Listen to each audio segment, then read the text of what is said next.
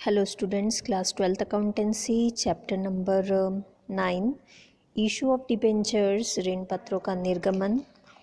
इससे पहले हमने issue and forfeiture and reissue ये दो पार्ट्स कंपनी अकाउंटिंग में समझे थे।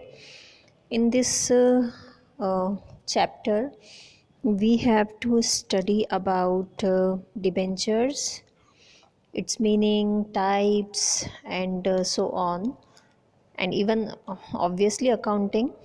So start करते हैं हम।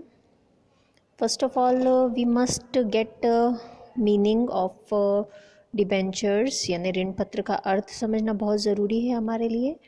सो स्टार्ट करते हैं विथ मीनिंग। डिबेंचर वर्ड जो है ये लैटिन लैंग्वेज के वर्ड डिबर से लिया गया है, जिसका मतलब होता है टू ओव यानी ऋणदायी। ओके, मैंने आपको लास्ट चैप्टर में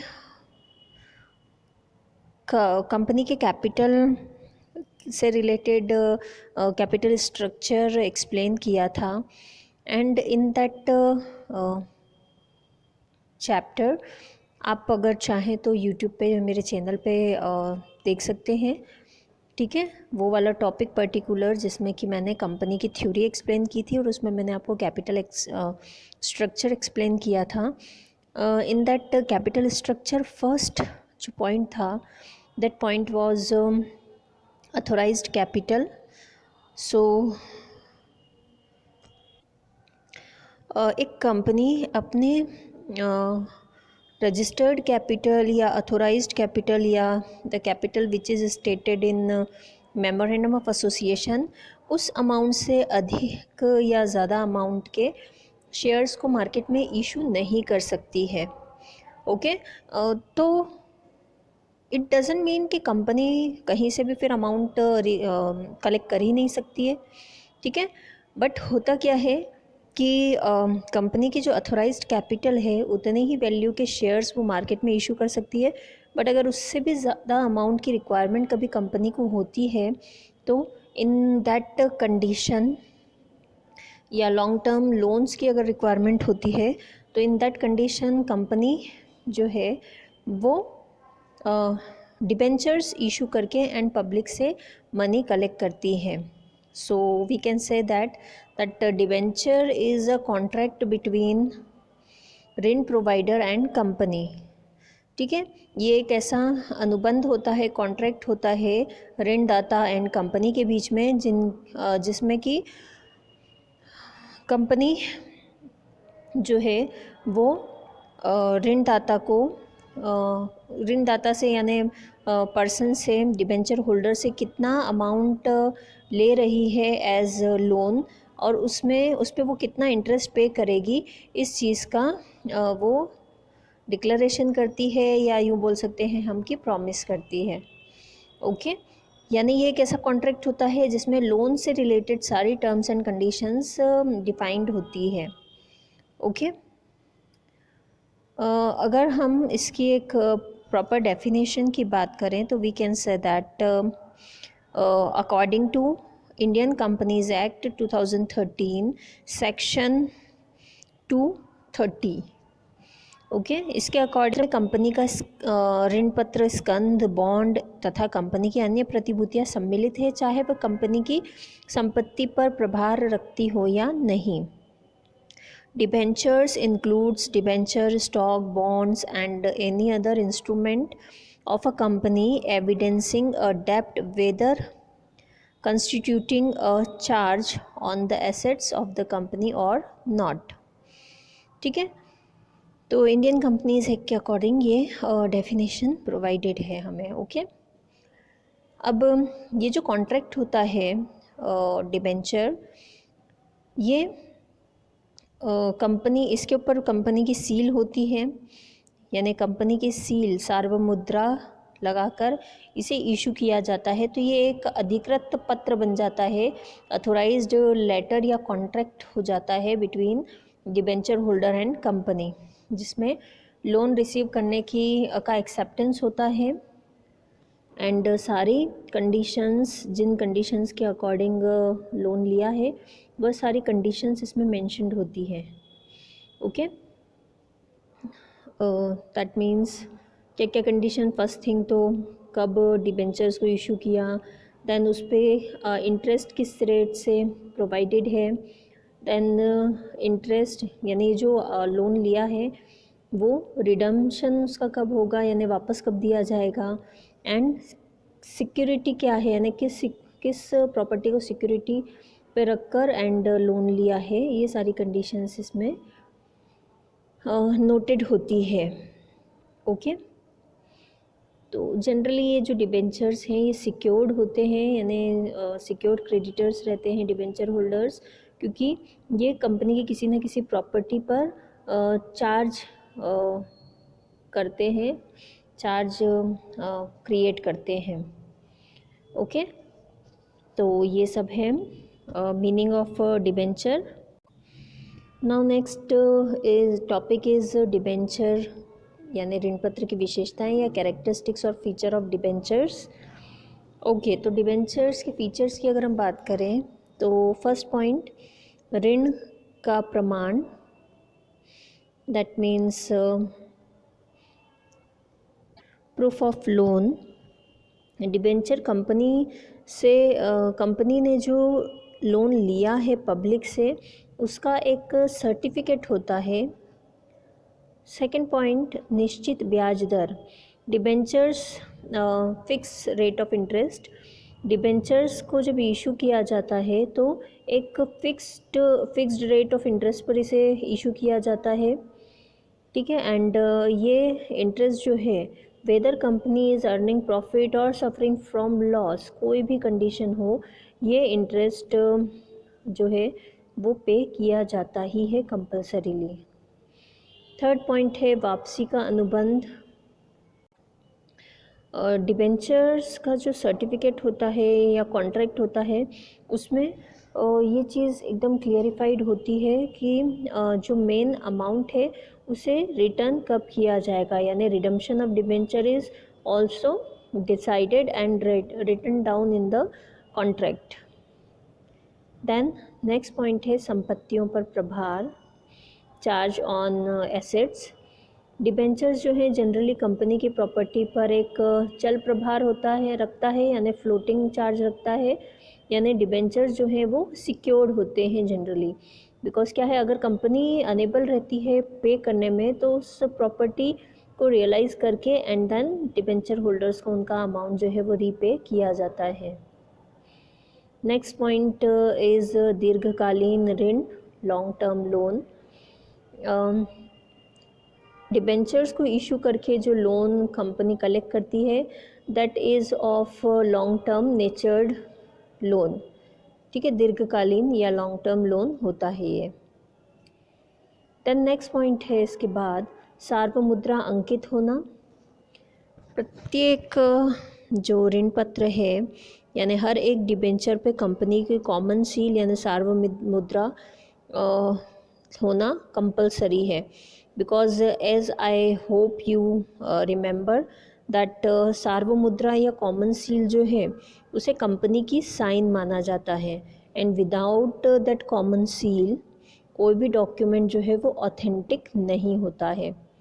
ओके, सो हर एक कॉन्ट्रैक्ट यानी हर एक डिबेंचर सर्टिफिकेट पे कंपनी की कॉमन सील या सार्वमुद्रा अंकित होती है compulsorily.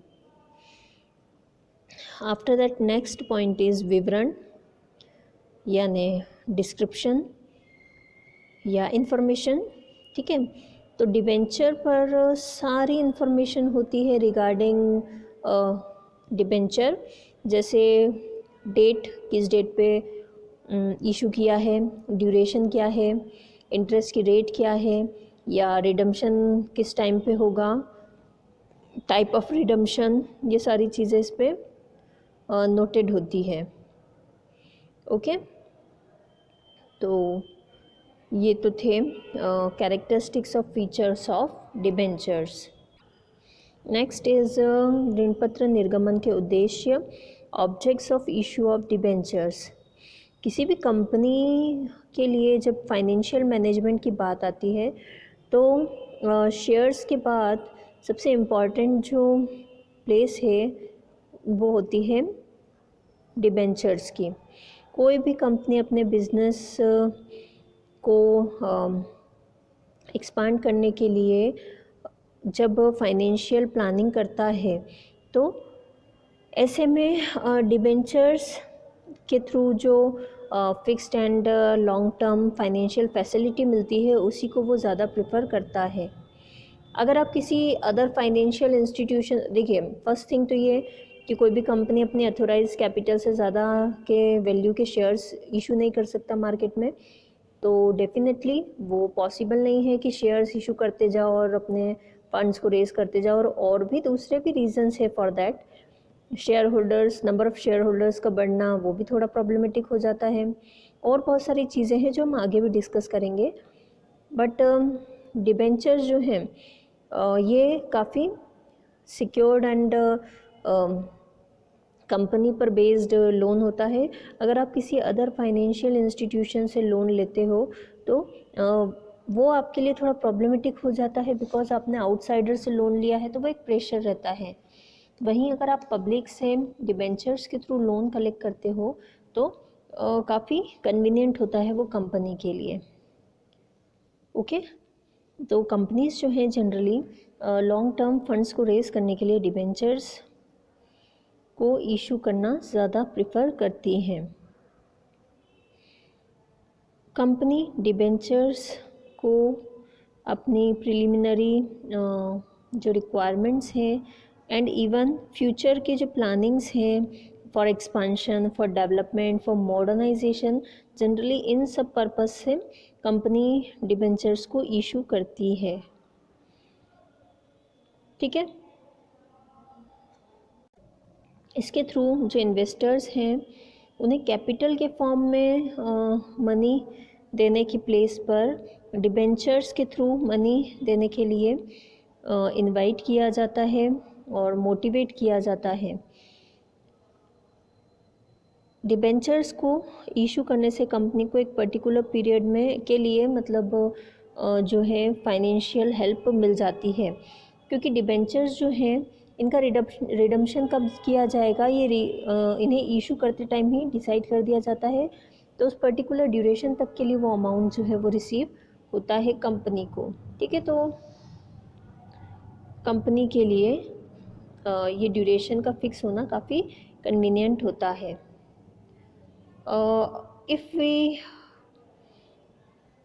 discuss it with the view of SEBI यानी भारतीय प्रतिभूति विनिमय board, security exchange board of India के अकॉर्डिंग अगर हम डिबेंचर्स के ऑब्जेक्टिव्स को समझना चाहें तो फर्स्ट थिंग जो प्लांट है उसके मॉडर्नाइजेशन पे जो एक्सपेंसेस हो सकते हैं होने हैं उन एक्सपेंसेस को कंप्लीट करने के लिए, पूरा करने के लिए डिबेंचर्स को इशू किया जाता है। देन प्लांट्स के एक्सपांशन, उनके डाइवर्सिफिकेशन के लिए, देन वर्किंग कैपिटल के लॉन्ग टर्म रिक्वायरमेंट को फुलफ़िल करने के लिए, किसी नए प्रोजेक्ट को मैनेज करने के लिए जनरली डिबेंचर्स को इशू किया जाता है अकॉर्डिंग टू सेबी। ओके, तो ये सब थे उद्देश्य यानी objects of issue debentures. Next topic is ऋण पत्रधारी की स्थिति, status of debenture holders. Okay, जैसा शेयर होल्डर्स थे उनका क्या स्टेटस था, वो ओनर होते हैं कंपनी के। ठीक है, ऐसे ही डिबेंचर होल्डर्स कौन होते हैं कंपनी के लिए। So actually debenture holders are the creditors of company. ठीक है, because obviously they are providing loans to the company, तो डिबेंचर्स के थ्रू डिबेंचर होल्डर्स जो हैं कंपनी को लोन प्रोवाइड करते हैं और प्रोवाइडेड लोन पर इन्हें कंपलसरीली इंटरेस्ट में रिसीव होता है। कंपनी चाहे प्रॉफिट अर्न करे या ना करे, किसी भी कंडीशन में कंपनी को डिबेंचर होल्डर्स को इंटरेस्ट देना कंपलसरी होता है। ओके, एंड इवन अगर कंपनी इशू डिबेंचर्स को इशू करते टाइम जो भी टर्म्स एंड कंडीशंस है पेमेंट की, अगर उस अकॉर्डिंग कंपनी पेमेंट नहीं कर पाती है तो इन दैट केस जो डिबेंचर होल्डर्स हैं कोर्ट में केस फाइल करके और अपना लोन रिकवर कर सकते हैं। ओके, उन्हें एंड ऑब्वियसली वो ओनर तो है नहीं कंपनी के, वो है क्रेडिटर्स। दैट्स वाई उन्हें कंपनी के मैनेजमेंट में, कंपनी के कंट्रोलिंग में पार्टिसिपेट करने का भी राइट नहीं होता है। ओके, तो ये स्टेटस है डिबेंचर होल्डर्स का। जस्ट लाइक क्रेडिटर, ये भी क्रेडिटर्स माने जाते हैं और इनके थ्रू प्रोवाइडेड लोन पर इन्हें इंटरेस्ट भी कंपल्सरीली प्रोवाइड किया जाता है by company. Okay, now the next topic is ऋण पत्रों की उपयोगिता या लाभ, यूटिलिटी और advantages of debentures. So obviously ये तो यूटिलिटी तो है, तभी ये इतना फेमस टर्मिनोलॉजी है कंपनी के अकॉर्डिंग फंड को रेज करने के लिए। बट फिर भी हम पॉइंट वाइज देखते हैं कि क्या इसके एडवांटेज और यूटिलिटी है। सो फर्स्ट पॉइंट इज वित्तीय आवश्यकताओं की पूर्ति, fulfilment of financial requirement. After issue of shares, अगर कंपनी को और ज़्यादा मनी की रिक्वायरमेंट होती है तो इन दैट केस अपने फाइनेंशियल रिक्वायरमेंट को फुलफ़िल करने के लिए कंपनी डिबेंचर्स को इशू कर सकती है। ठीक है। सेकंड थिंग, स्वामित्व नहीं, ownership not available. Debenture holders को कंपनी पर ओनरशिप नहीं मिलता है एंड ऑब्वियसली ओनरशिप नहीं मिलता है तो कंपनी के किसी भी मैटर में इन्वॉल्व होने का या वोट देने का भी इन्हें कोई राइट नहीं रहता है। थर्ड थिंग, निश्चित आय, फिक्स्ड इनकम।